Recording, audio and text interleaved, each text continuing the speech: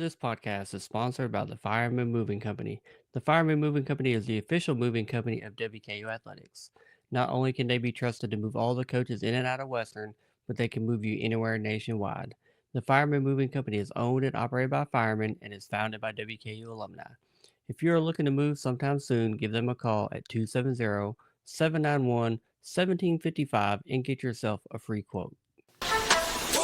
Welcome to Topper Talk, your number one Western Kentucky athletics podcast. I'm your host, Stephen Moffitt, and I'm joined by co-host Tyler Bailey. Hilltopper Nation, whether it's happening on the hill or on the road, grab those red towels, stand up and cheer, because it's up next on Topper Talk.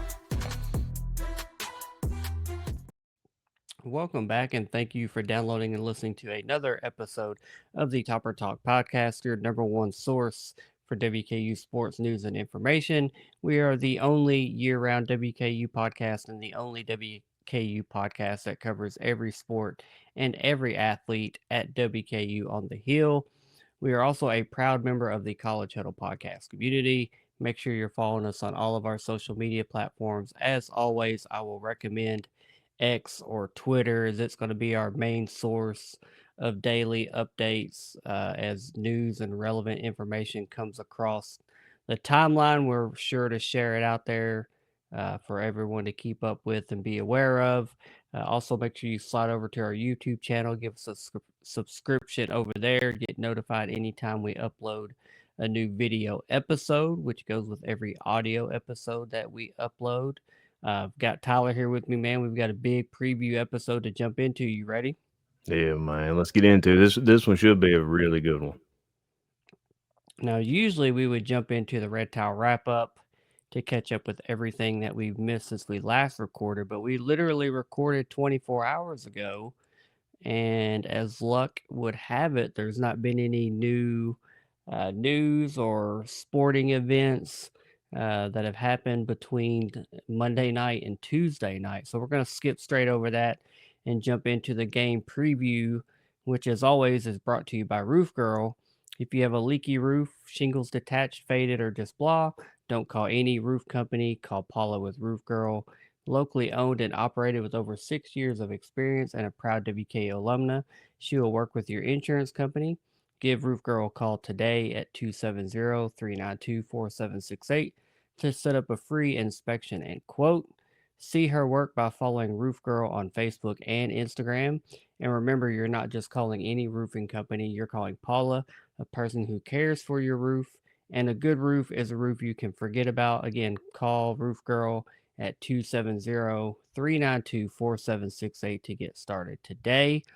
And now we jump into our Jacksonville State game preview. And quite frankly, literally, there's not a bigger game on the schedule in this. And it's not because it's the next one. It's not because it's the last one. It's because it's for all the marbles. Quite frankly, win and you're in the conference championship game. Win and we host the conference championship for the first time since 2016. So there is a lot on the line for this trip to Jacksonville, Alabama this Saturday. The game is this coming Saturday, November 29th. It is a 1 p.m. kickoff in Jacksonville, Alabama. The game will air on ESPN Plus. WKU enters the game with a record of 8-3 overall. We are 6-1 in conference. Most recently coming off a loss to LSU 13-10.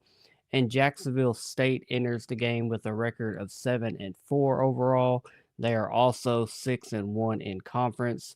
They are most recently coming off a 27-21 loss at the Florida International Panthers. The all-time series favors WKU 5 wins to 3 losses, with the two teams splitting 2 meetings last year in 2024. WKU won the regular season finale on a walk-off field goal and had the right to have a rematch in Jacksonville the very next week for the conference championship. And I think we all know how that turned out. It turned out a little BTA. Jacksonville State kind of took us to the woodshed there at their place.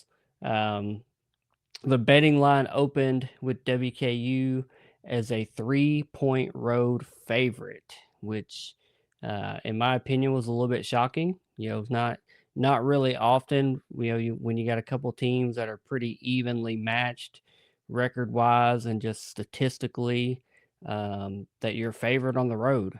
But Vegas knows, man. They always seem to know something. So I don't think we're going to argue with it. 3-point favorite on the road with an over under of 55.5. And the ESPN matchup predictor basically calls this a coin flip. It gives WKU a 48.2% chance of winning the game compared to 51.8% chance for Jacksonville State. So just across the board, it can't get much closer on what the betting lines and what the matchup predictors and the power indexes, all the rankings, everything just have us, right on top of each other. And something's got to give. Somebody's got to win. Somebody's got to lose. Unfortunately for us, we're on the road. That obviously makes it a little bit of an uphill battle. But Tyler, what are your thoughts on this game before we jump into some of the players and stats we need to know?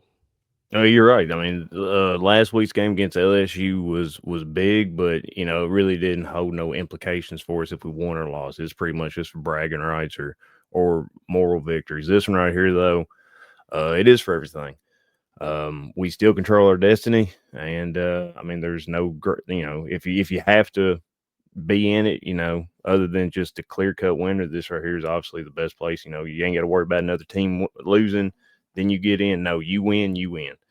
But this team, it's I think this game's going to be a defensive showcase. You know, Jacksonville State, and I know we're going to talk about the stats here in just a second. Jacksonville State does one thing really good. That's their two main quarterbacks have only thrown the ball 262 times this season. They're great at running the ball. So this is going to be a gut check for our defense. I know we played great last week. Can they keep up that momentum? Can they keep up that fire in their gut? Because this week is when they're really going to need it. But yeah, I mean, this is I feel like the rivalry between some of the fans have gotten pretty good. And I mean, I couldn't imagine a better team to beat than Jacksonville State to get to the conference championship. Yeah, the Jacksonville State online presence, they sure are a cocky bunch, which I guess um, is fitting for them since they are the Gamecocks and they like to stay cocky, as they say. So they're confident. They've been really, really good at home. So, they don't have any reason not to be confident that this game is on their home turf. Of course, a lot of them want to flash back and say, remember what happened last year at home. But in my opinion, these are two completely different ball clubs than the teams that played last year. Um, I don't expect a blowout either way, quite frankly. I just last year just was ugly into ugly real quick, and we saw a better version of ourselves on our home turf to get to that championship game, and then sometimes when the wheels fall off, they just fall off. We saw that happen this year versus Toledo. We played about as bad as we could play. We saw it happen versus FIU. Sometimes teams just get rolling and it gets hard to stop, and it's ugly before you stop the bleeding. So it is what it is. I'm really looking forward to this matchup. I think it's going to be an exciting matchup between two of the better teams and two of the better programs in the league, across the board, offensively, defensively, coaching wise. I just think these are two of the better and more consistent programs in the league and have been for a while. Even though Jacksonville State's a new name and new face, they've been consistent at every level they've been at. So really looking forward to it. Looking at some players we need to know, starting with the Jacksonville State offense, has to start with their quarterback, Caden Creel. He's number 12 on the roster. He's a 6 foot, 200-pound freshman. This season, his stats, he's 92 out of 151, which is good for 60.9% completion percentage. He has 1,041 total passing yards, 6 passing touchdowns with 3 interceptions. But he's also a dual threat quarterback. He has 131 carries on the season for 830 yards. He is their second leading rusher behind their running back that we'll talk about in just a moment. He's averaging 6.3 yards per carry, and he has an additional 5 touchdowns on the ground. Worth noting, he did not start the season as their starting quarterback. Gavin Wimsatt, the transfer from Rutgers and UK, was their starting quarterback at the beginning of the year. It seemed like he had a little bit more trouble in the first 4 or 5 games executing their offense, and they decided to make a change. They went with their backup quarterback, who also was their punt returner, and he's kind of turned that offense a little bit into more of a juggernaut. Definitely that dual threat and that run pass option layer to the offense. They're going to hand the ball off a lot. But he also can roll out and make plays with his legs, and just makes them a lot harder to defend when they're executing, when they're doing what they want to do. They've got options there, and it starts with Caden Creel kind of leading the charge. Their leading rusher is running back Cam Cook. He is number 4 on the roster. He's a 5'11", 195-pound junior. On the season, he has 252 carries for 1,451 yards. He's averaging 5.8 yards per carry, 14 touchdowns. Then he also has 24 receptions for 232 yards. He is the leading rusher in all of FBS football. Number one, it's by like 30 or 40 yards, whatever it is. He kind of goes back and forth with the number one, number two rusher, but the leading rusher in all of college football on the Jacksonville State roster. So definitely who they like to lean on. That's their workhorse by far. And then they also have, a quarterback with 800 yards rushing himself that hasn't even played the whole season. I think he's played, I want to say 7 or 8 of their 11 games. So pretty good 1-2 combo, 1-2 punch. They're going to run the ball a lot. I mean, that's just plain and simple. That's what they want to do. That's what they like to do. That's what they're really good at doing. So they're going to do it. They do have a couple pass catchers, though, a couple guys that can stretch the field and make some plays. Their first wide receiver I wanted to highlight is wide receiver Brock Recksteiner. He's number 3. He's a 6'2", 225-pound senior. On the season, he has 33 receptions for 356 yards and 4 touchdowns. And then their second wide receiver I wanted to highlight is wide receiver DeAndre Johnson. He is number 11 on the roster. He is a 6'8", 211-pound sophomore. He is a large target, 6'8", and he has on the season, he doesn't have a lot of catches, 15 total receptions, but for 442 yards and 5 touchdowns, he's averaging 29.5 yards per catch. So when he gets down the field, if they get near the red zone, he is a target. I mean, 6'8". I mean, you're not going to have many guys in the secondary that are more than 6 foot 6'1". So he's got a 7-inch height advantage, not to mention his wingspan advantage. So he's kind of a secret weapon out there who over the last few weeks has really started to grow and be more of a downfield vertical threat to make some plays for them.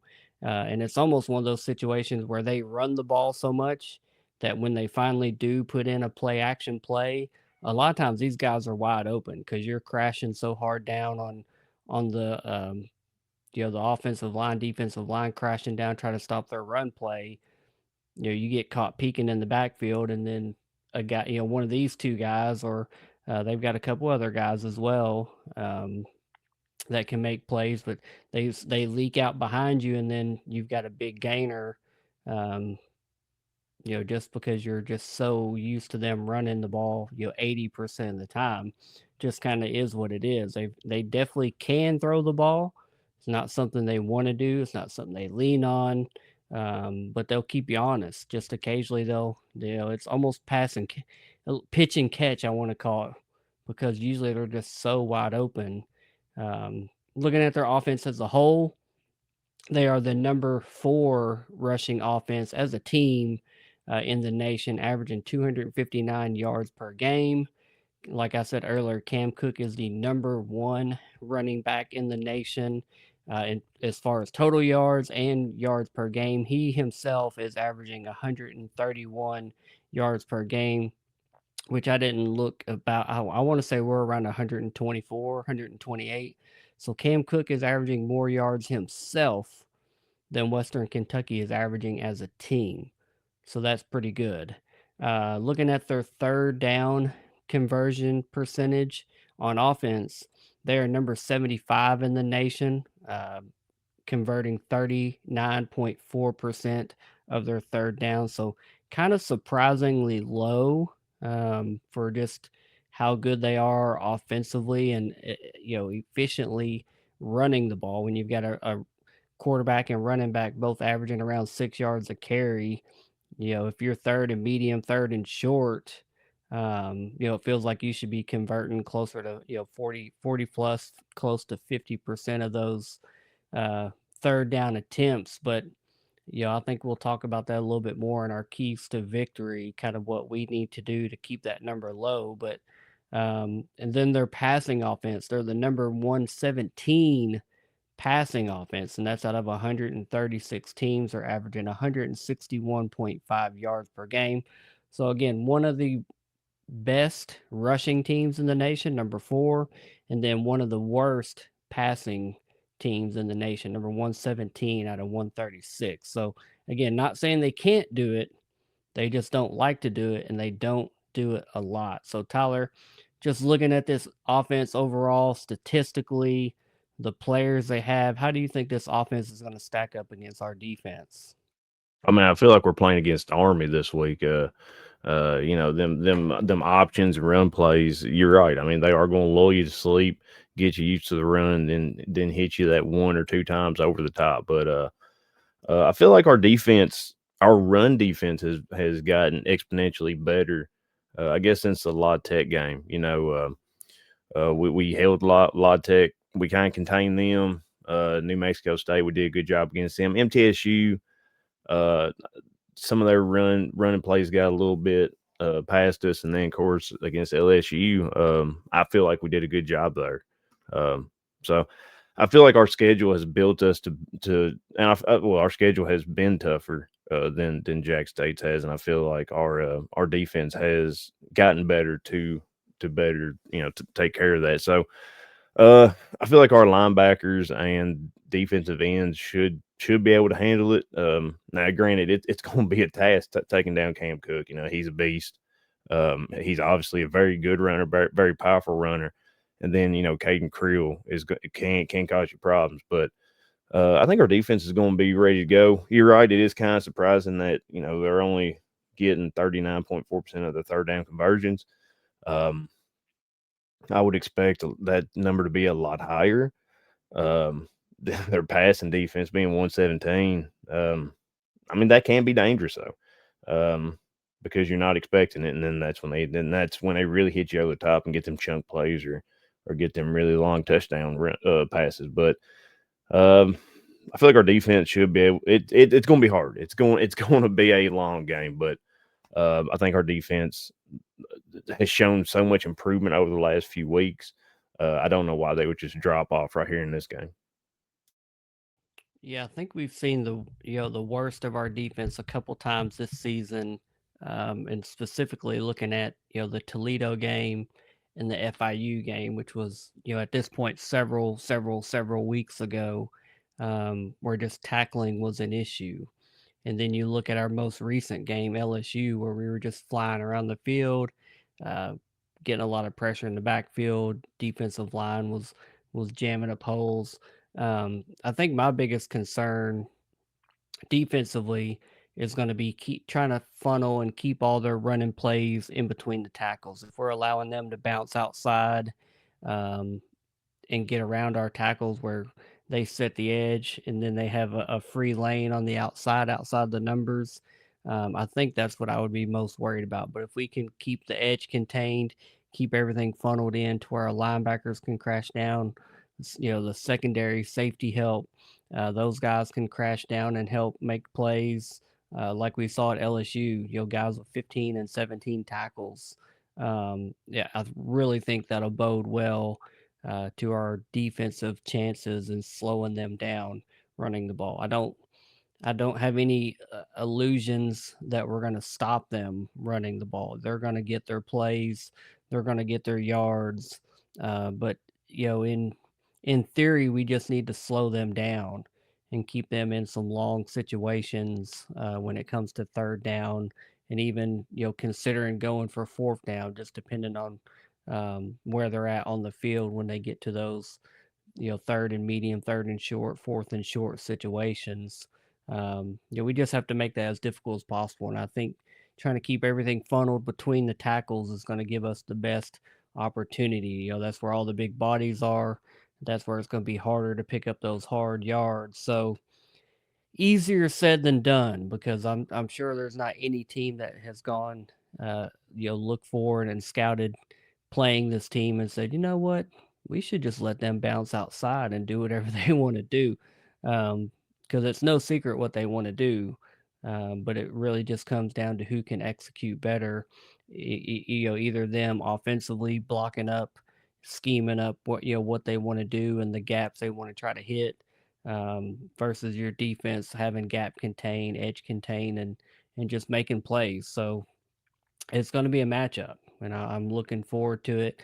I think a lot of us are optimistic because of the performance we just had versus LSU. If we can bring that energy and that intensity to this ball game, if that defense travels to Jacksonville, Alabama, um, I'll like our chances. But that's a big ask.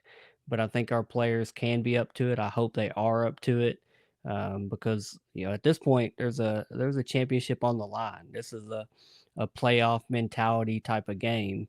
We'll have another game regardless. We'll have a bowl game, but if you want an opportunity to go win a championship, you've got to start by winning this next game, this last game on the regular season schedule. So it's going to be a tough one, but I think our defense is surely up to the task. It's just going to be about execution and playing a good, clean football game. Now, looking at their players, we need to know defensively. It starts with their linebacker, Walker Osteen. He's number 40 on the roster. He's a 6'3", 200-pound freshman. On the season, he has 63 total tackles. 36 of those are solo. He has one sack, one forced fumble, one fumble recovery, and two interceptions. So just kind of everywhere, stat stuffer, man. And as a freshman as well, so pretty impressive linebacker that they have there that just has a nose for the ball. And then their next player is safety Caleb Nix. He is number 1 on their roster. He is a 6', 202-pound senior. On the season, he has 51 total tackles. 31 of those are solo.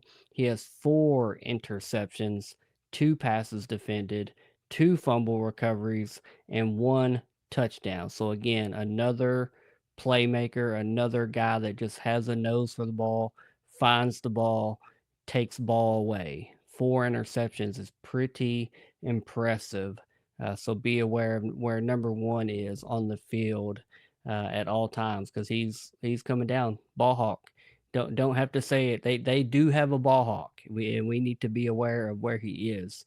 And then lastly, defensive end Emmanuel Obaje, number 99. He's a 6'7", 320-pound. I want to say junior. I didn't put down his class here. I want to say he was a junior though. Um, on the season, he has 33 total tackles. 23 of those are solo. He has 4.5 sacks and 1 forced fumble. And then looking at their defense as a whole, you mentioned it earlier. As a team, they have 21 total sacks. They have 11 total interceptions. They have 10 forced fumbles. So averaging 1 interception and almost 1 forced fumble per game. Defensively, they're holding people to the number 54 as far as third down conversions. They're holding people to 37.1% conversions, which on the flip side of that, Western Kentucky is number 32 in the nation in converting third down uh, plays. We're at 45.5%. So one of the better teams in the nation, whereas they're kind of middle of the pack as far as holding people defensively. So I think that'll be an interesting, who wins that battle of, are we able to extend drives or are they able to get us off the field? So, Tyler, how do you think this Jacksonville State defense matches up with our offense? I mean, it's going to be a tough battle. They, as you said, they had 10 forced fumbles. They have recovered 8 of them fumbles. This team obviously has ball hawks. They're the kind that want to get there and punch the ball that or hit you hard enough to make you cough it up. Um, Tisdale has seen the better end of college football defenses. We just played them last week. Do I think Jacksonville State's even in the same ballpark as LSU? Heck no. They're far behind LSU. So I don't feel like Tisdale will have a hard time playing throwing against these guys. Obviously he is a dual threat. He can pass or run. Um, and then our wide receivers, they just went through the gauntlet. And this right here, yes, there's some hard hitting guys, and I'm sure they play some great defense. As evident by their interceptions, sacks, but I feel like our playmakers should be able to get free from them, and get some wide open looks and hopefully just take it to the house. But this ain't gonna be no cakewalk. This is gonna be a hard game, um, and I feel like our offense should be able to handle them though. I felt like we played harder defenses. Heck, I would say La Tech is a harder defense, and you saw what Tisdale did to them. Now, granted, it did take us overtime to beat them, but we still won. Toledo, I would say probably Toledo's a better defense than Jacksonville State, but um, I just feel like we're both fighting for a spot in the championship. So they're going to be playing as hard as they can. So it's just really it matters who comes ready to fight the hardest and who's ready to fight to the death. You know, figuratively. But this street fight between the whistles, man. I say this is what it's all about, man. I mean, you play all season for the opportunity to play in a championship, and this is literally what it comes down to. We win and we are in. There is situations where if we win, Jacksonville State can still get in if they get some help from Liberty and the Liberty and Kennesaw game. So, Jacksonville State doesn't necessarily have to win to get in, but they would need help from another team to stumble to get back into the championship game and have a rematch with us if we were to win. So I like being in the driver's seat, controlling our destiny, kind of the same as last year. Um, it's you hear Tyson Helton say it's a one game season all the time. It literally is now. It's a playoff scenario. If we want to get to the championship game, which we've been several times with Helton. We've had UTSA back in 2021. We had Jacksonville State last year, but this would be the first time we've hosted since 2016 if we win. That scenario doesn't change regardless of what happens in any other game. If we win, the game will be in Bowling Green, Kentucky the next weekend. So I think that's huge. It would be awesome to have another game on campus. Obviously, we hope the weather would cooperate and not be freezing cold or raining. The couple of times we have had championship games, while it's been a little cold, it's still been nice outside. So, but you take what you can get in early December. But we have to take care of this game first, and we've got to go win a ball game. So we're going to jump into our keys to victory for this big matchup, this win or go home matchup. Quite frankly, for us. So Tyler, what's your first key to victory versus Jacksonville State? Contain, and slow down that run game. I think to win the game, you're definitely going to have to really keep them from from from getting loose. And I know our red zone defense has been amazing. I mean, absolutely stellar. Um, I mean, if we can limit them to field goals, I'll take it. But we gotta contain that run game with like it's like our life is dependent on it.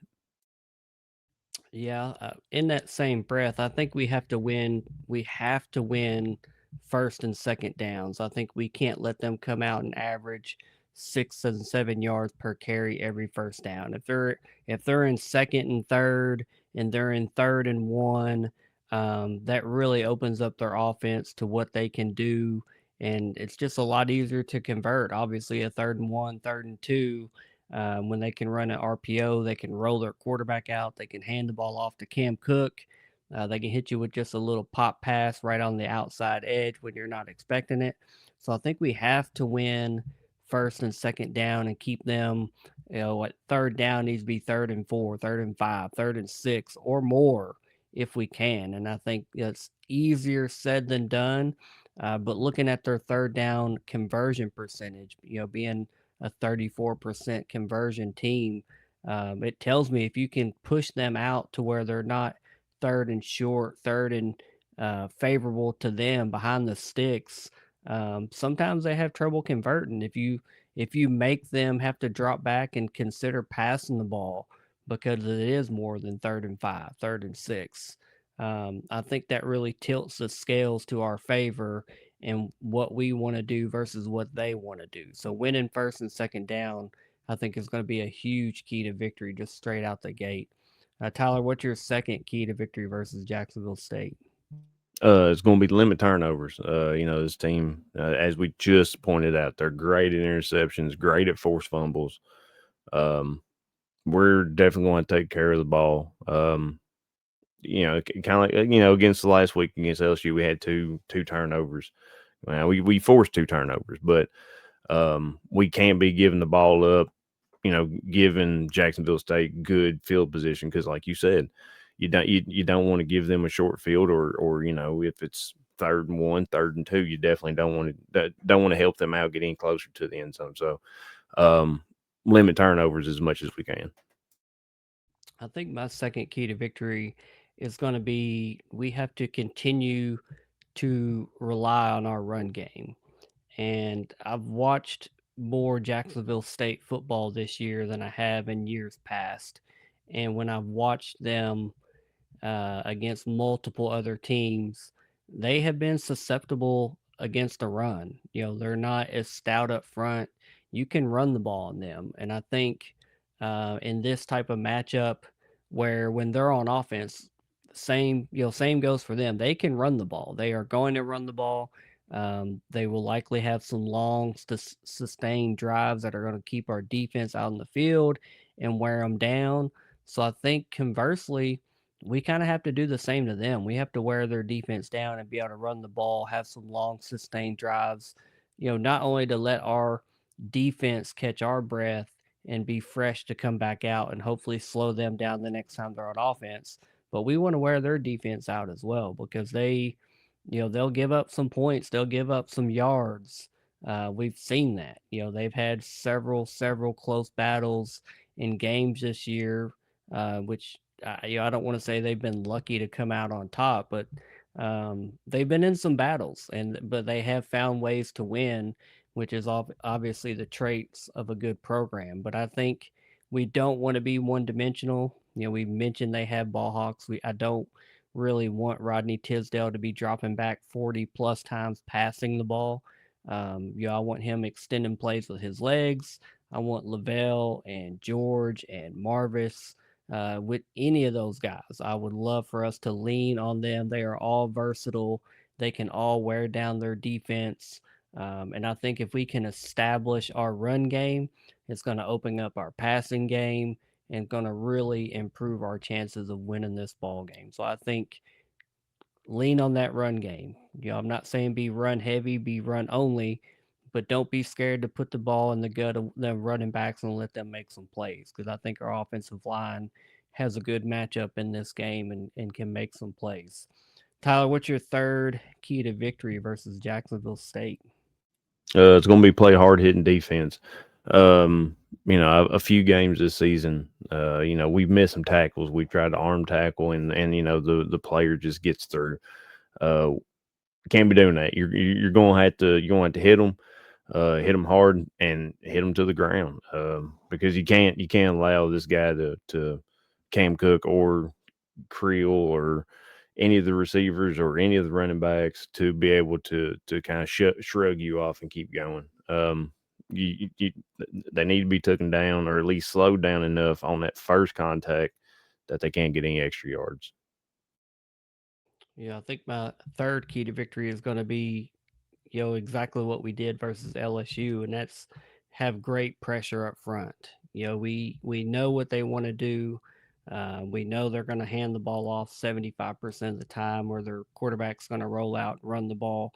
I think we have to have a lot of pressure up front, getting pressure in the backfield, but also staying keeping our gap contained and having that lane integrity when we are rushing to try to keep things in between the tackles, like I mentioned earlier.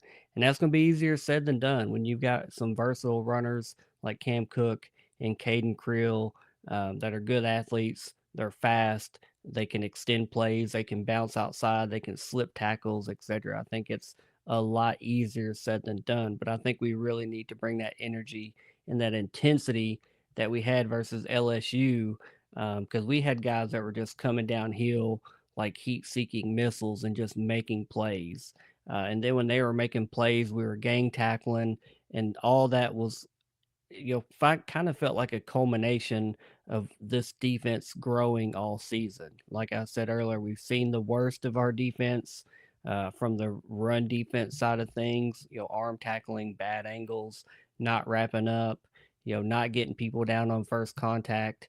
If this turns into one of those games, it's going to be a long, long day, a long game, and Cam Cook and Caden Creel will chop us up for 400 yards total rushing between the two of them. We need to keep these guys at or near their average, which will still be pretty good game for them. But we just can't let them run wild on us. And I think keeping that pressure up front with our defensive front and our linebackers, just having good gap integrity and execution, I think, is a must for this type of game that we know is coming up. Tyler, who have you got for your MVT versus Jacksonville State? So last week I went with Rodney Tisdale. I feel like most times this season I went with the QB. A few times with the running backs. But I'm going to keep it with the QB and go with Rodney Tisdale Jr. Yeah, I'm right there with you. I think Rodney's growth and maturation has been evident so far. His confidence, even versus LSU when it got tight in the second half, you know, he still just looked calm and collected. And you're not going to get in any bigger situation, any bigger game environment than what he was down there at LSU in Baton Rouge in Death Valley for a night game versus an SEC opponent. Now, I do expect to go into a hostile crowd at Jacksonville State. I think they had 24,000 for their last home game just a couple weeks ago. I want to say it was versus Kennesaw. They had a good crowd, and I know this coming weekend I think is the Iron Bowl, so and it's a holiday weekend, so there's some other variables. It might not be as loud, it might not be as packed, but I still expect it to be a good environment. But I think it's one that Rodney and team are going to be ready for. They played it in front of 100,000 just this last weekend, so if they're playing in front of 20,000 and it's a rowdy 20,000 that's right on top of you, I think they're going to be ready for that pressure, and just have to step up and play a good game. Rodney just, again, he touches the ball every single play unless we run a wildcat. And, he's grown, he's confident. We just need him to not make any, freshman mistakes, not throw the ball to the team wearing the other jersey. Don't do that. We can probably afford a turnover, maybe two, but if it gets more than that, then it's tough to overcome a team that's as efficient, and can play ball control as good as Jacksonville State can. So give me Rodney Tisdale. It's going to take a good game by him. But I think that's what we've seen from him. We've seen a lot of good games in a row from him, a lot of good growth from him. He's a good leader. He's not out there making silly mistakes that are hurting you and losing you ball games. So I think Rodney Tisdale is going to be my MVT versus Jacksonville State. And like I always say, Tyler, the easy part, the score prediction. What have you got for a score prediction and who you got winning? All right, so I think we're going to prove Vegas wrong for a second week in a row. Last week was 21.5 point underdogs. This week we're 3.5, 2.5 point favorites. I think we win by 10. I think it's going to be 31-21 tops win. You win, we live, baby. We dancing in the conference championship. 31-21. I like it. That is some confidence. That is some Vegas you don't know as much as you think you know, and that's a tough ask. I mean, Jacksonville State has been really good at home. So I went with a little bit tighter score myself. I have us scoring the same amount of points. I have us scoring 31. I have us winning, but I have Jacksonville State scoring 28. So 31-28, right at that 3 point spread. I don't know where it's at exactly right now. It's been in that 2.5 to 3 point range. So, this is one of those games that could come down to the last possession. Who's somebody lining up for a field goal potentially to win the game, a la last year, deja vu. But I just think it's going to be a really tight and contested game. I think Jacksonville State is really good at home, but I hope Vegas knows something. I hope Vegas is right. I'll take being a 3 point road favorite any day of the week, but it is going to be a battle because Jacksonville State is not a pushover team. They're really good at home. They're also coming off of a loss, so they have most recently they have a sour taste in their mouth of, man, they just lost a game that they shouldn't have lost, and now have kind of put themselves in this position where they also almost have to win to get in, or they have to hope someone else loses to get back to the conference championship game. And that's their expectation and has been because they are the defending champs. And if you want to be the man, you got to beat the man. So I think it's going to be a tough game. I think it's going to be a heck of a ball game. Um, Really looking forward to it. It's going to be a fun one, man. It's a little bit nerve wracking, but I know that if we play up to our potential, both offensively and defensively, what we've seen over the last several weeks, it certainly is a winnable game for us.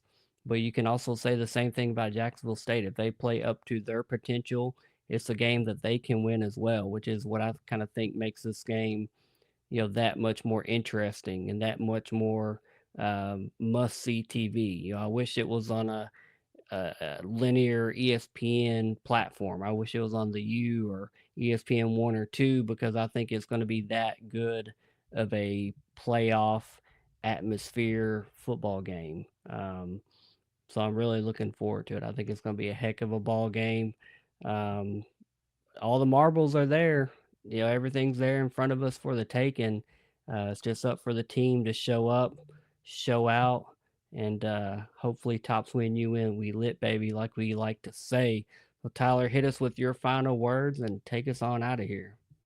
I see this is a point where I kind of want to talk some trash, but I still have callbacks to whenever we played New Mexico State that first year. I said they didn't have no ball hawks, and apparently their coach used that as bulletin board um, propaganda. So I ain't gonna say nothing just yet. I'm gonna save it till later when I get on Twitter later in the week. But I feel like this game is going to be hard. It's going to be a hard game to play, but I feel like this is a very winnable game for us. I was just looking at their schedule. They only had 4 home games this week or this season.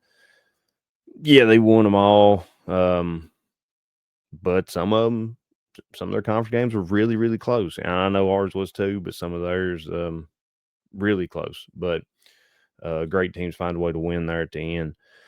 And you're right. This is for everything. And they want to play another conference championship. We definitely want to play another conference championship. We want to host that. So I feel like the Tops are going to be able to are going to get up for this game, unlike anything we've seen this season.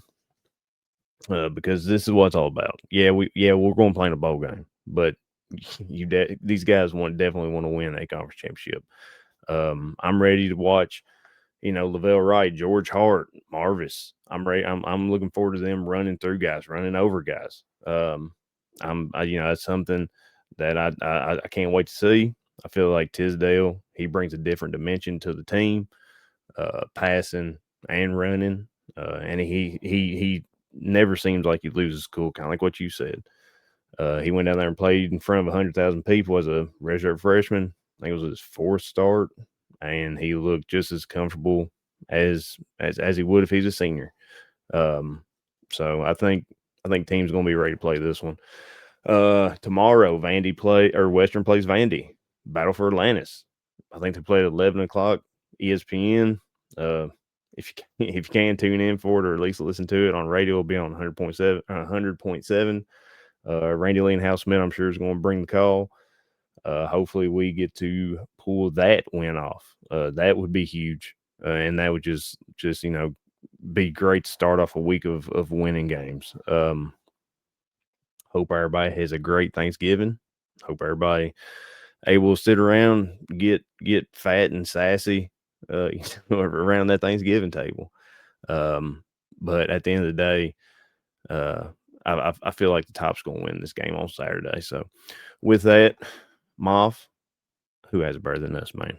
Nobody, buddy. You know it. Go Tops. Go Tops. Later, guys. See y'all.